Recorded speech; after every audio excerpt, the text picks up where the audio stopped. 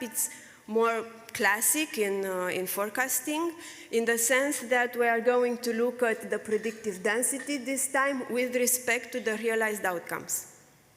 What does it mean? That we train our model on 5,000 observations, but we also consider 5 out-of-sample observations, as they are called in traditional econometrics, and conditional on the values at each point in this sample, we are going to do density forecasting, okay? And then we are going to use 4 types of losses here, the CDE, CRSP, log probability, and the quantile score that are traditionally used in such cases. And again, you see a lot of red and bold black for MDN all over, and for Nadaraya Watson also. So these are actually, in the end, the main competitors. So now if you're a bit convinced that our approach may work, let's see what it does in an empirical exercise on the natural gas price here, where if you look at this plot and everything that Arthur said earlier, you immediately see that there are some spikes, quite many in the end. So the tails are going to be fat, and you have locally explosive episodes. And the second argument to use this series is that there is a very recent paper by Baumeister which focuses on forecasting this series, but they don't take into account methods that focus on this type of particularity, of specificities of the series. So what we do is first see what kind of non-causal model corresponds to the data. So we find an AR1 using the Jikov estimator of Gurieru. And we also see that the parameters are quite robust when we estimate this non-causal AR1 in sample and respectively for the full sample. Then we are going to simulate a trajectory from this estimated MAR01, train the model on that simulated data, and then do our forecasting as I explained earlier. 2 types of comparisons here. The first one with the results from the paper of Baumeister. Pay attention, this is a comparison in terms of point forecast. We just said at the beginning in the introduction that this is not exactly what's the best thing to do when you have fat tails like this. But still, if you look at the red and bold black results, you see that our method dominates the univariate models that Baumeister considered. And what's most astonishing is that it compares quite well with the multivariate Bayesian VAR, so complicated models which take into account much more information from many series. Okay, so the results are very good. The second type of analysis we do is density forecast evaluation. So here we just compare our method through the 4 criteria we discussed in the third simulation scenario with our benchmarks, and you also see, if you look at the key findings, that we do best in most cases. So to summarize, we proposed a tailored MDN architecture for forecasting this explosive dynamics of macro-financial series. We show that it has superior forecasting performance relative to the existing benchmarks, and that it's validated on real data. Natural gas price. In the paper, you also have an analysis of inflation. Thank you.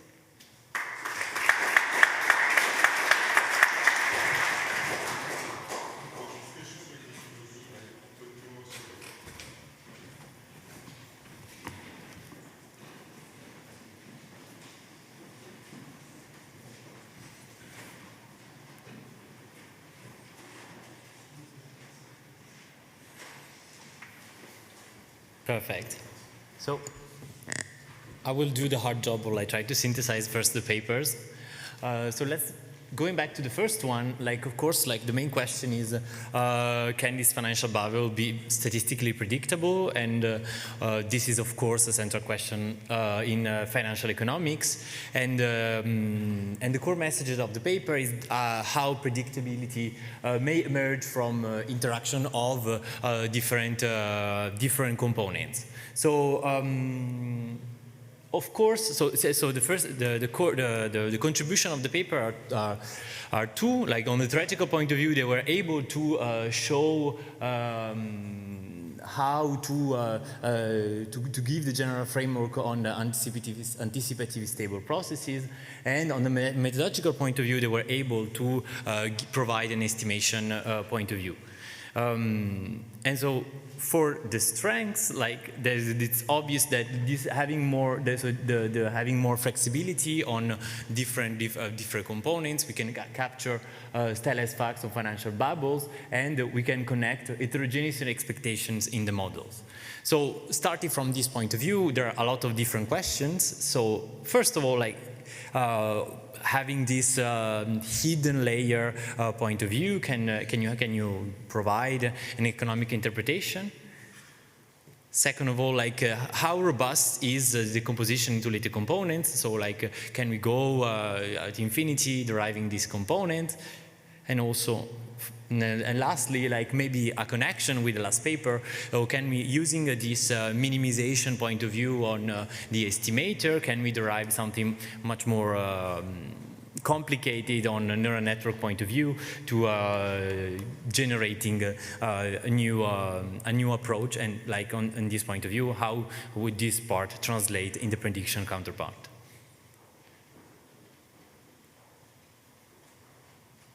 Perfect. I continue with that then. Okay. And continuing on the similar but not that quite paper on the tail-aware density forecasting, this paper was more on the methodological point of view, and they derived a more general point of view over using machine learning techniques and neural networks to combine non-causal econometrics with machine learning density forecasts. So, of course, to be tail-aware and to have a reconstruction point of view that is much more focused on the tails.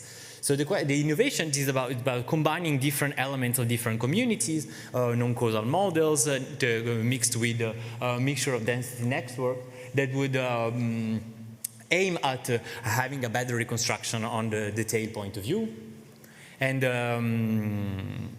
And the strengths are about trying to being able to provide all the different, to combine all the different techniques, and showing empirical validity and theoretical, like with respect to the models, where we can actually compute some of these quantities. So the questions are more on a methodological side. So like the question is, the first one is like, of course, can we go beyond the kind of architecture that has been considered? In the paper, they consider multi-layer perceptron as an architecture for estimating these parameters. Can we go maybe to a different kind of architecture like transformers, or more over sequential models? What about density estimating strategy? Can we go also beyond into this strategy, like giving more flexibility onto density learning with modern generative models point of view, like normalizing flow or diffusion based, but even normalizing flow would already be pretty challenging, I guess. And second and third, what about the calibration and sampling issues? So in the calibration part, the methods relies on a computation of an integral, which is pretty difficult on a numerical point of view. So what have you thought about integrating different other different strategies like sequential Monte Carlo, MCMC kind of methods?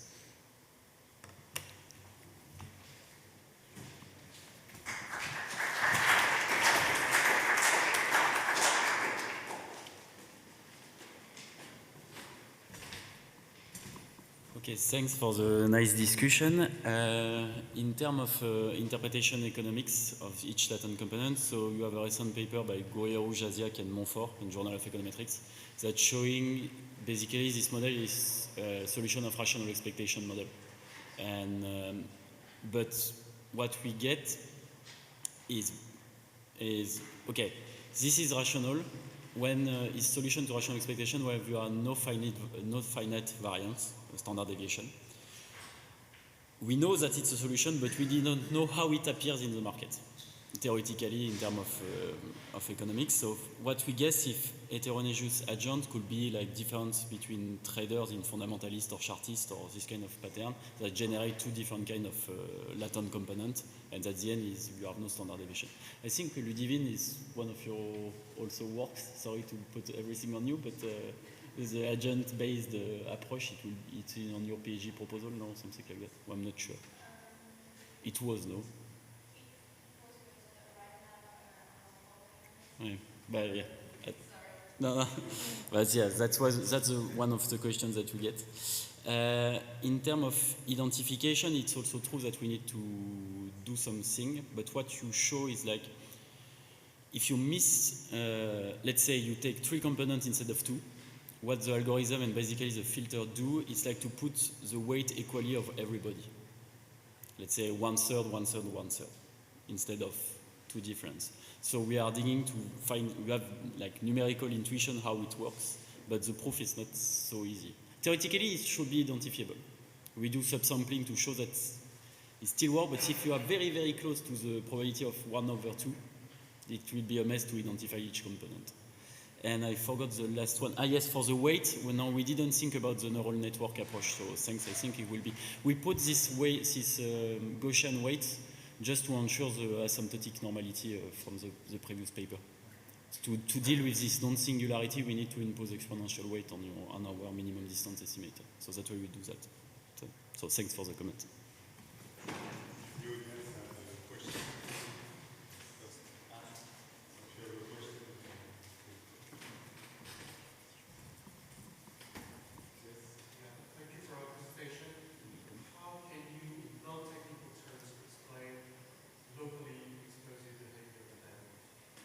It's exactly what Jean-Michel do, is the fact that you condition on the futures and you have heavy tail.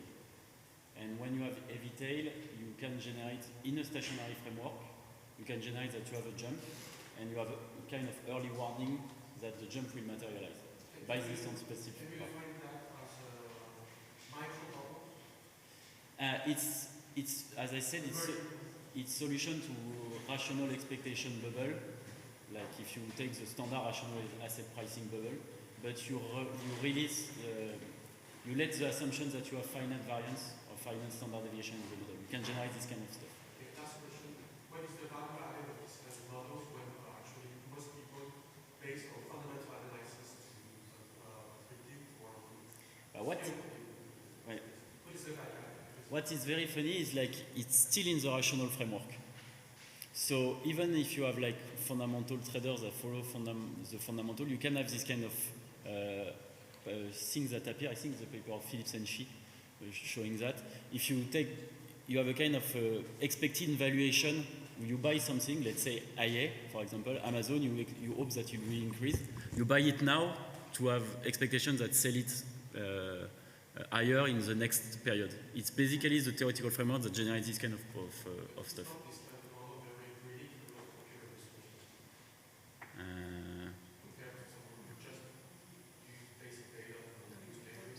No, okay, no, for that we have no idea how this kind of approach generates this kind of bubble. Yeah, I think I forgot one thing. Like, so you described in one part that if as soon as you have just one part, one of the components that is causal, you have problems in the prediction. Exactly. And if your estimation gives you a causal part, yeah. Can you quantify what is the risk of not taking into account already or being completely blindsided on that part? Yeah, you can do that only for the Gaussian part. It's also based on the filters that Ludivine developed. The seminal paper of Jean-Michel, I'm not sure you have the Gaussian case in your paper with... No, it's in, okay, in another paper of Christian, they do that and they filter the causal component, and after using only for prediction the non-causal one. So it's a way to do that. Thanks. Okay, on my side, thank you for your comments. I think they can be useful maybe for an extension, another idea. What we show in this paper is that the mix of those three elements works. It works very well. Refinements are possible, as you mentioned. One can test with a method or with another, with transformers, with normalizing flows. But we, for example, used at first G and H Taki distribution instead of a student T1. The results were quite similar, and in the end, our idea was having an architecture as simple as possible, such that it works well and it's quite fast. So we have a sort of an arbitrage in the end between taking into account all those specificities of machine learning models that have recently been proposed, because it's clear that a sequential model is much more difficult to train. It takes much more time. So complexity comes with time consuming, whereas here we want something which is simple, which is fast, and since it works well, we didn't want to complicate things, but in practice you can choose whatever you want as a framework and see what you get. Don't know if you have other questions, remarks. Okay. Thank you.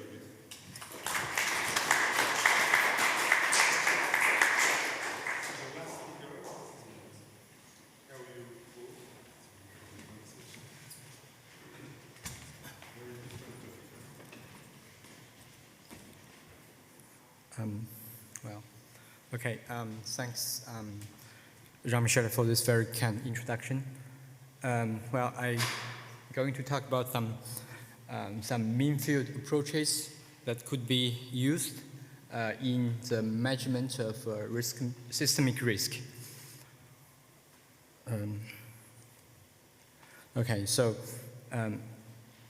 Let me start. So basically, we consider some idiocyting, which consists of a group of unhomogeneous bank. So for such a financing network, so basically we assume that actually the bank I will default as soon as its capital level drops below some threshold, saying 0, without loss of generality. And basically, we wish to describe such a structure of this network. That is to say, okay, we try to illustrate this domino effect. Actually, as soon as more banks default, and we could imagine that the other surviving ones have relationships with this one, such as the loan, the borrowing, and basically the defaults could make the system more fragile. And basically that leads to more defaults. So basically we wish to describe such a structure, and the idea is to assume that every bank interact with the others through some kind of average. Okay, so this is actually the idea of mean field limit. And here we consider, moreover, actually the banks only interact with the surviving ones. So therefore, we introduce this default time, denoted by tau j, which is the first hitting time of the process xj at 0. And as soon as this process hits 0, it will be removed from the system and will no longer interact with the others. So basically, this is a very rough idea, and basically we choose some modeling that are suitable to describe or illustrate this idea. So roughly speaking, we have two kinds of models. One is using this random graph, like Ramagound will probably talk last year or maybe tomorrow.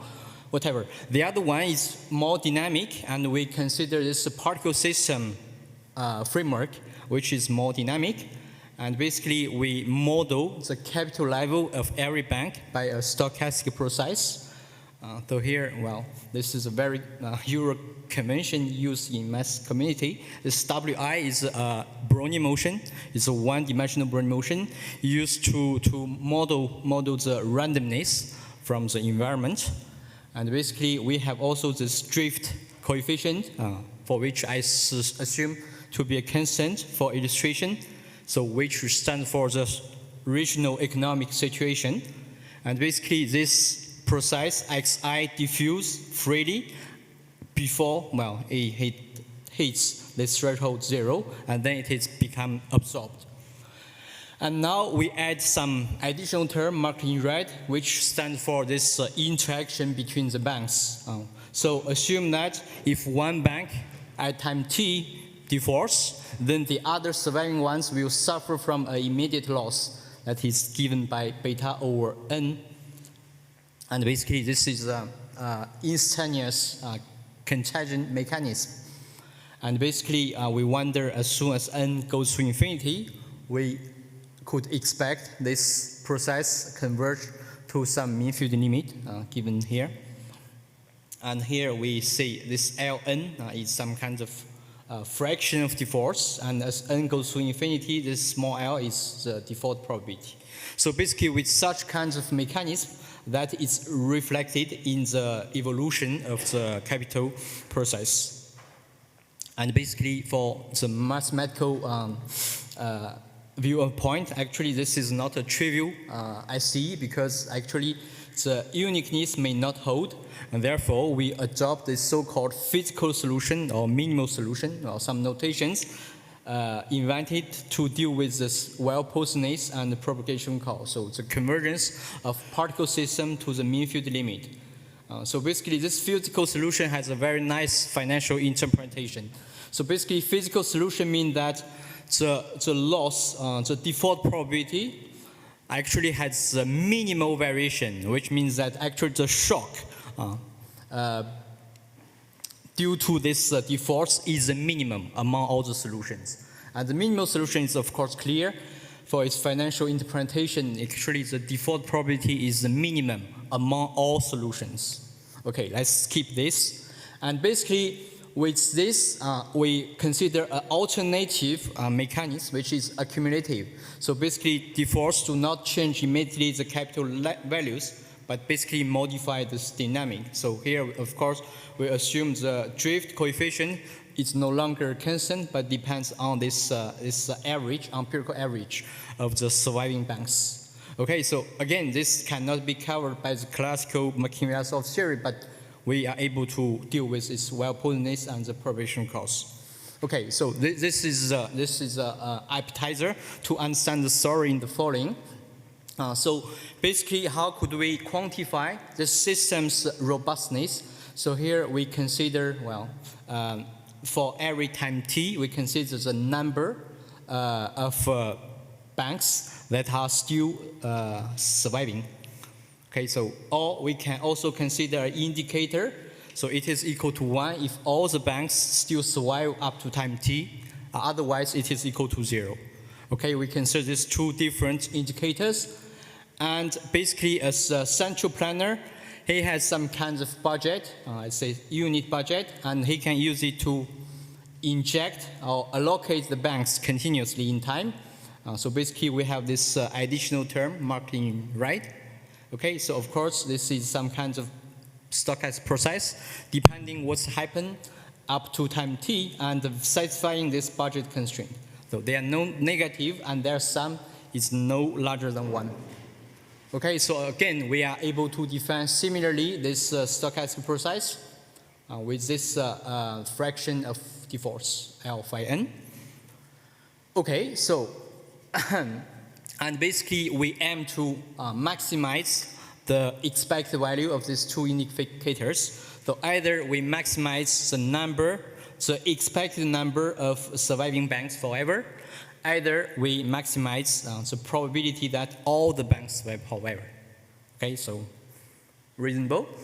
Okay, so first, adopting the techniques used for the case without this budget, so we are able to show there exists a unique physical solution for every n and for every control phi. And then we discuss how this budget matters for the system.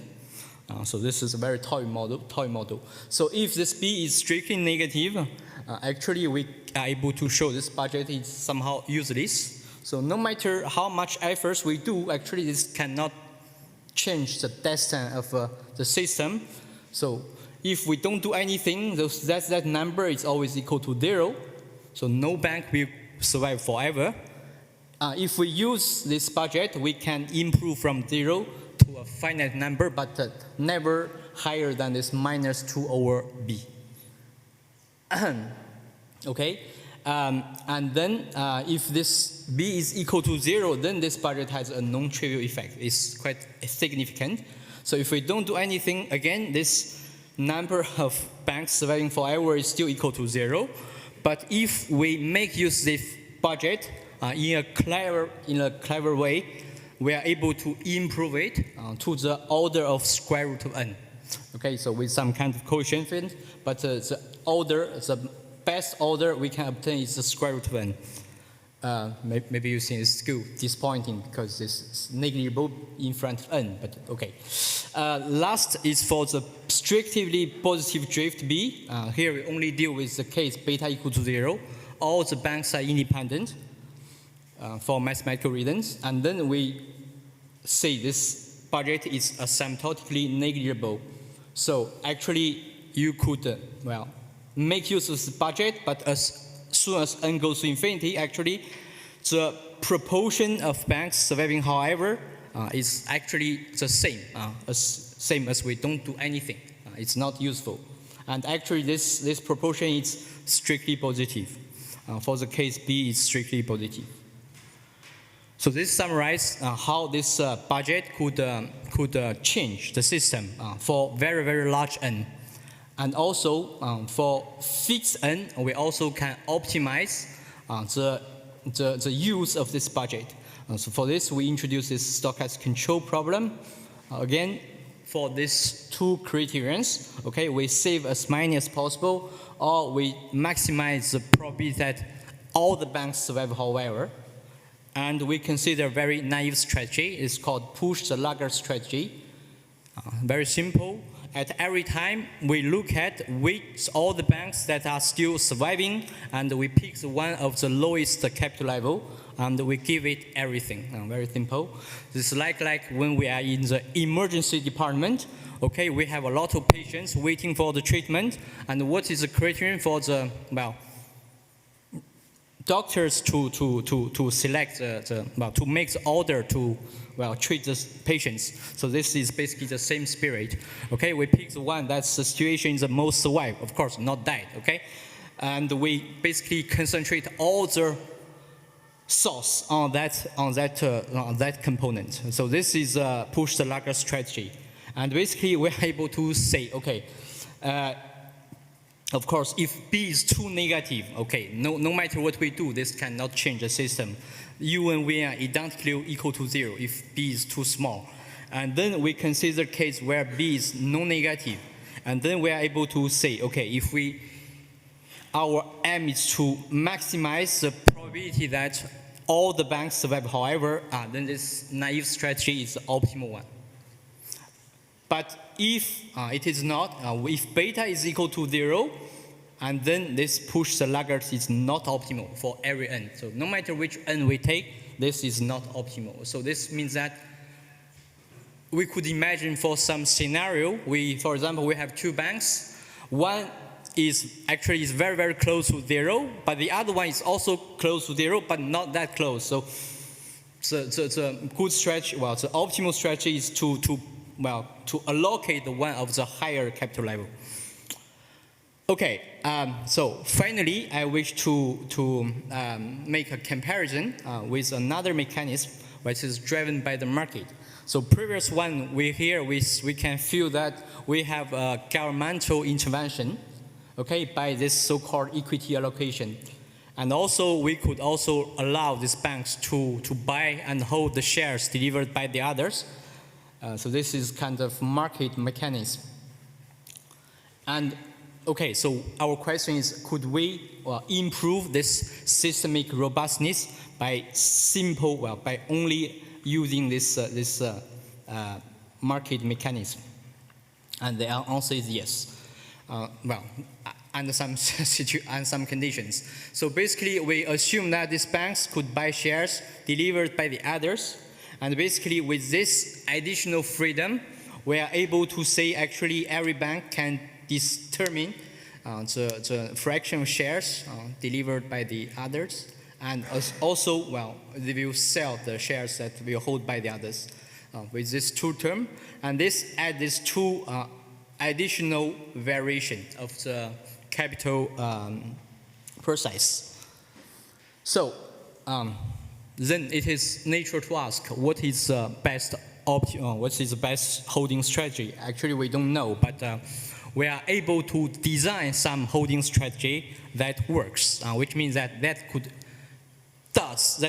indeed improve the system robustness. But whether it is optimal, we don't know yet.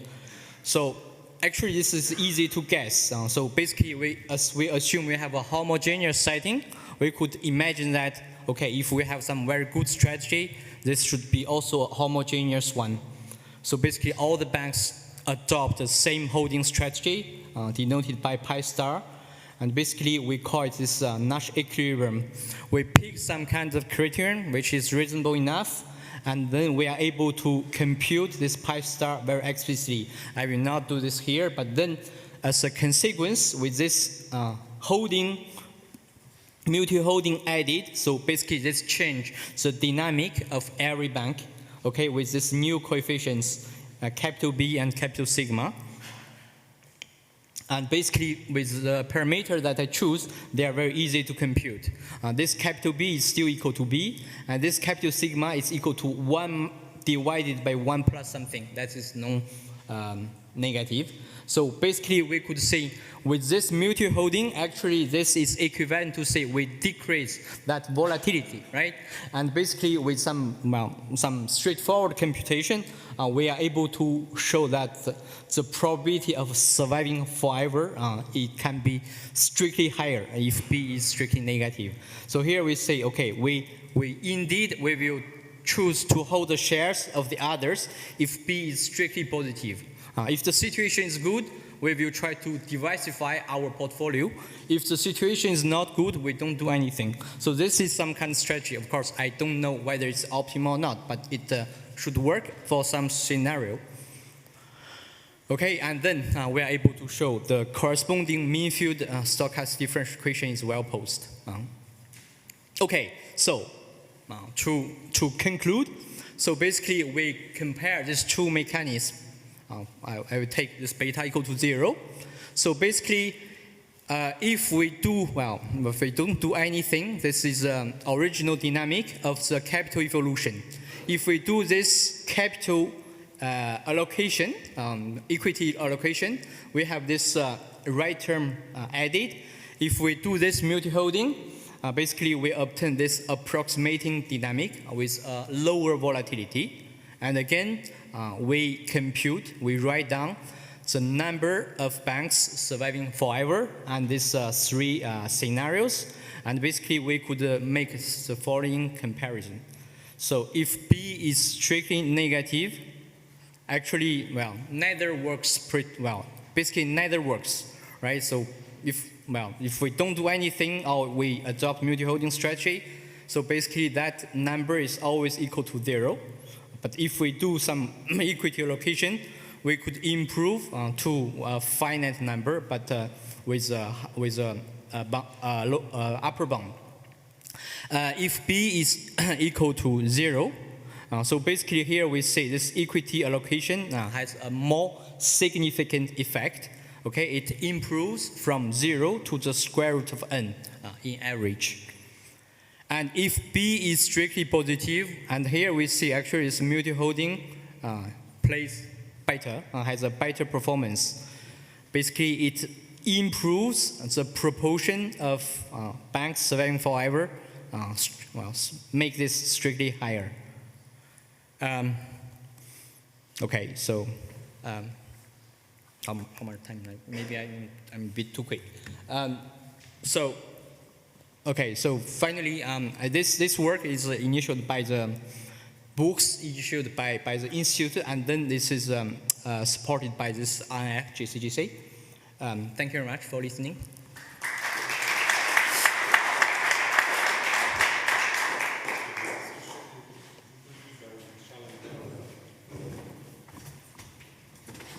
So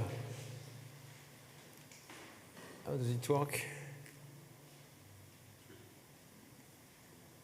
C'est eux qui le font.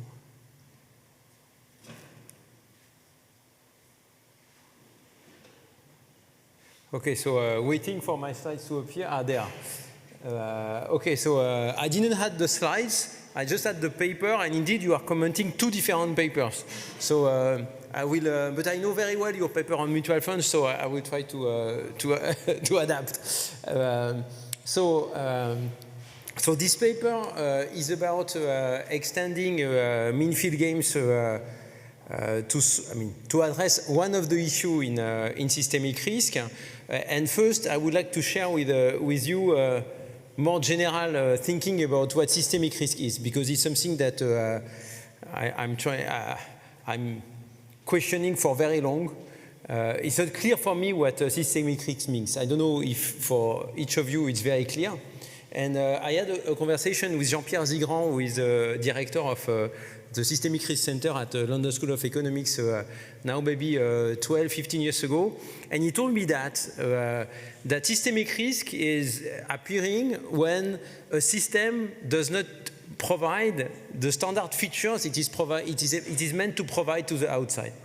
So you've got a system, a mechanism that is meant to provide a service, and at one point it breaks. And so for the financial system, I think it's interesting to think about what it means, because we are modeling the systemic risk sometimes without really understanding what it means.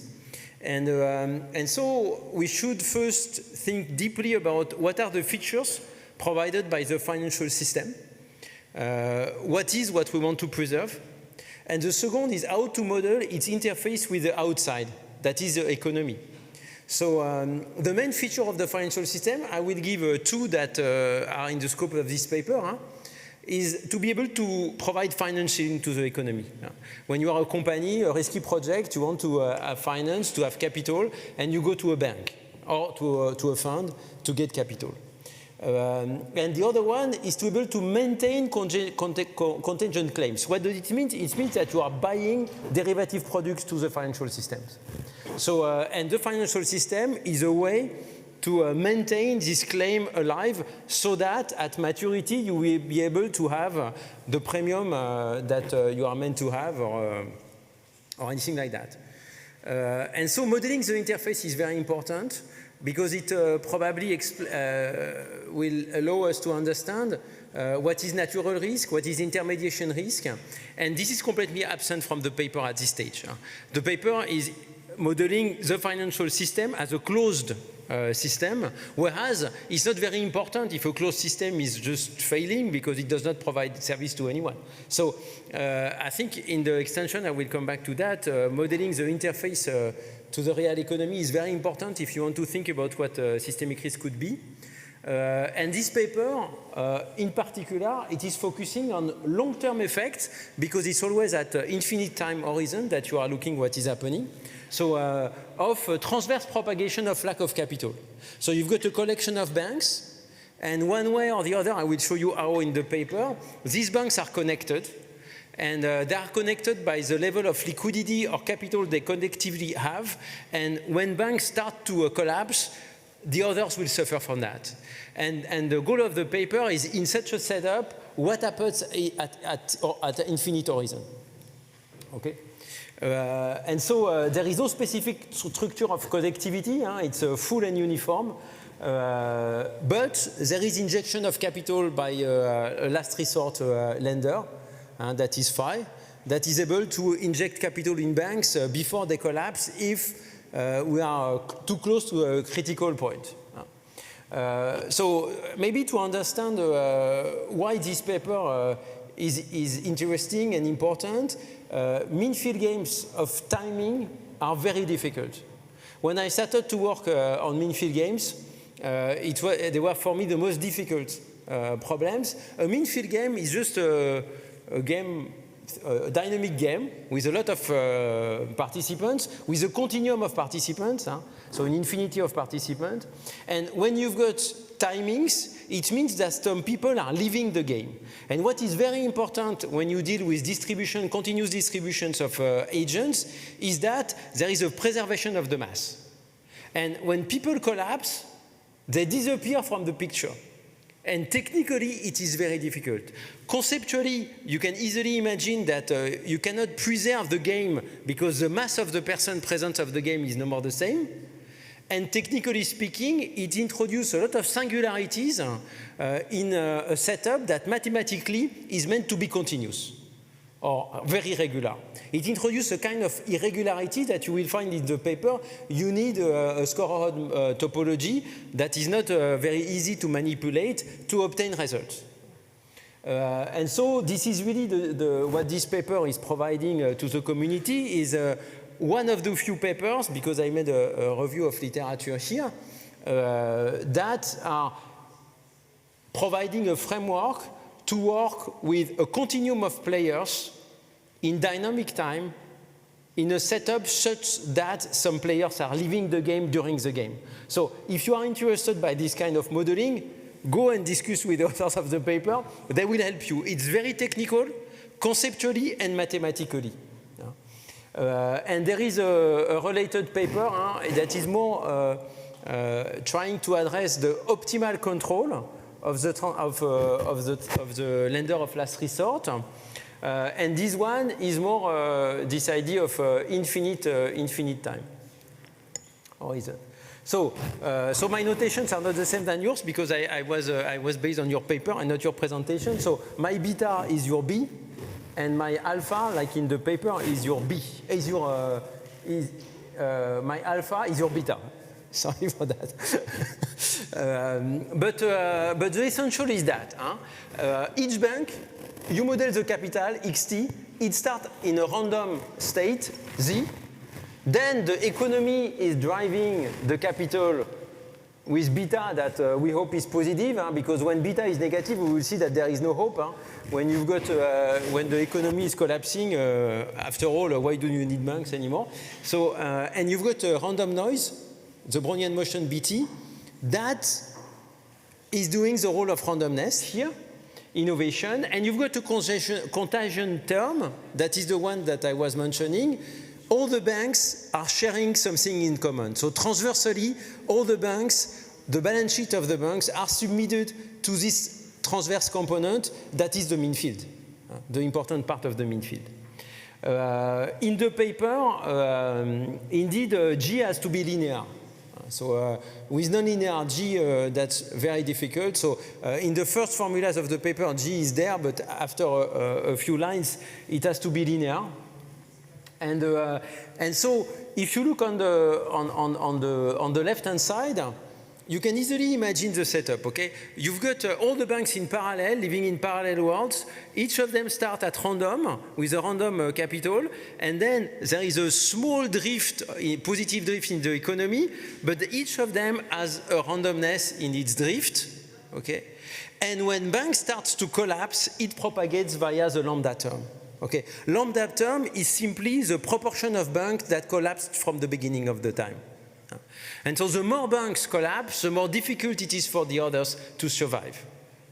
This is the model, the basic model. And then the authors are adding one component that is phi, that is an injection of capital that the lender of last resort can decide to do. So I am the central bank. I observe that too many of my banks are going to zero. It will propagate like a domino game to the others via the lambda term. I inject capital. And so I want to inject the minimum possible capital to make all the systems survive. That is the goal of this paper, and survive up to to have at least one bank at infinity. So that is what you try to do. Huh? And so that's technically difficult to assess. And the result qualitatively is that you can do something with capital injection only in a very specific case that the economy is very stable. When the economy is going down, so even you can go on, you can just look at the upper panel here for a very standard Brownian motion. If you start a Brownian motion with a positive slopes, the probability that it goes to 0 at infinity is 0. If the slope is negative, okay, it's 1 that it will reach 0. And when it's a slope 0, for a Brownian motion, you will hit 0 almost surely. Okay. And here, in the model, what the central bank can do, what the lender of last resort can do, is to fight in this central situation, economic situation where the beta is 0. So the economy is completely flat.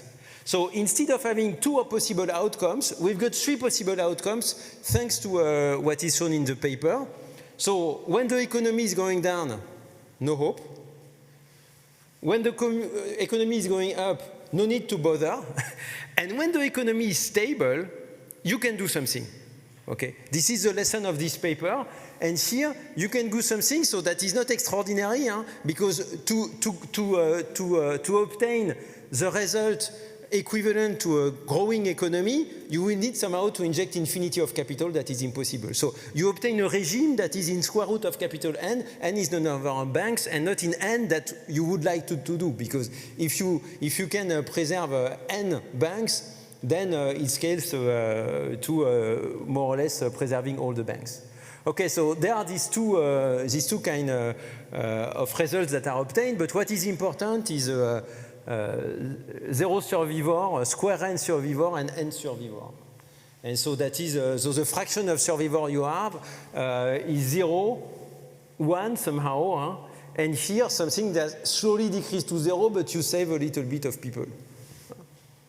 As a perspective, I would propose 2 possible directions.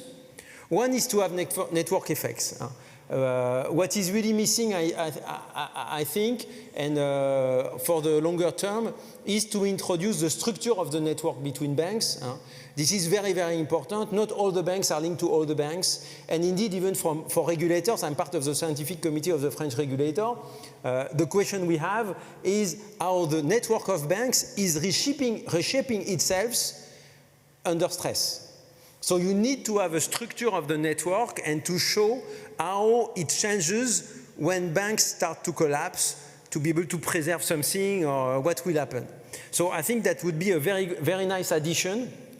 And the second one is about to really include liquidity in this setup.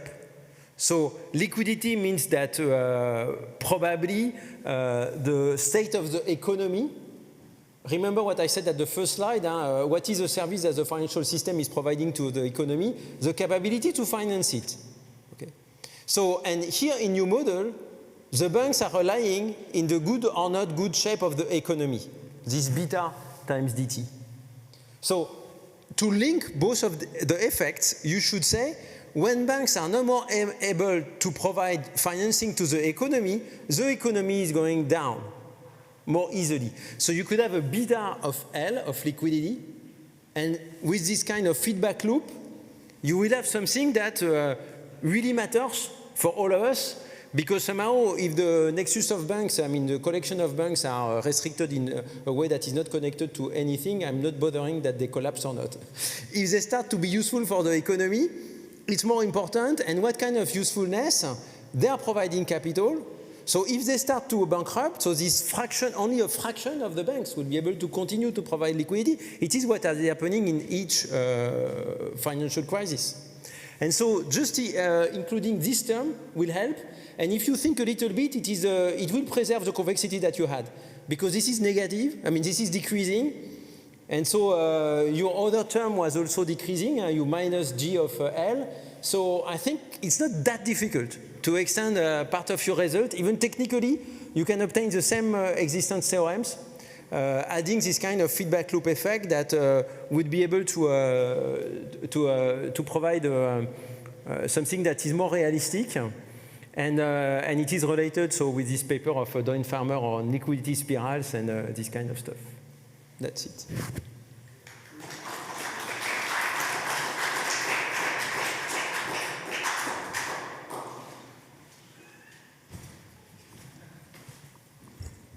Merci.